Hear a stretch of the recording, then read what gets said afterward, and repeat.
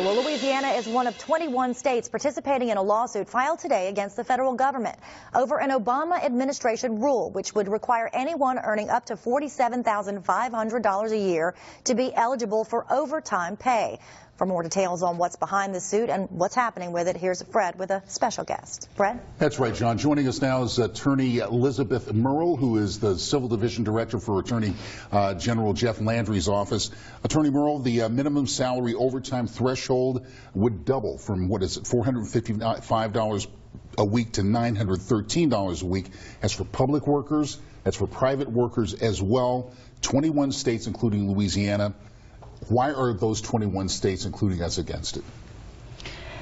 Most of us have done some calculations, and we've worked with small businesses around the state and other industry to evaluate what the impact would be to employers and to employees. And what we found is that the expectation that people will be paid more is not realistic. What is more likely to happen is that people will earn less because their hours will be cut. People who have higher salaries and are already exempt under the Fair Labor Standards Act are more likely to have more hours placed upon them because they're already exempt and not subject to the overtime rules.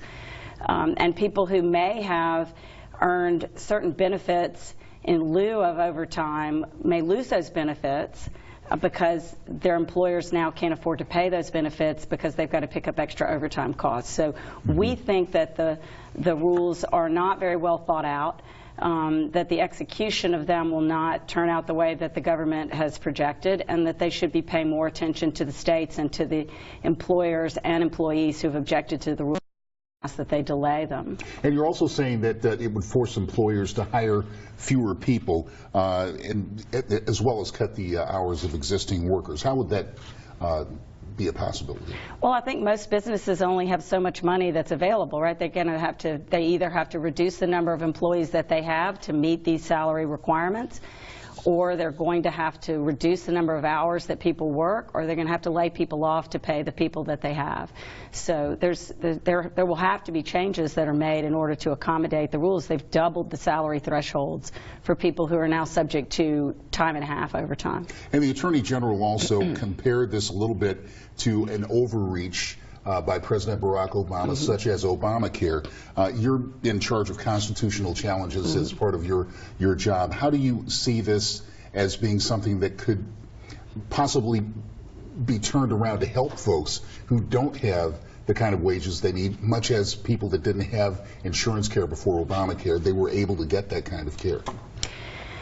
Well, businesses are certainly going to have to look at what kind of operational decisions that they can make. I mean, I think that the objective was to increase people's pay.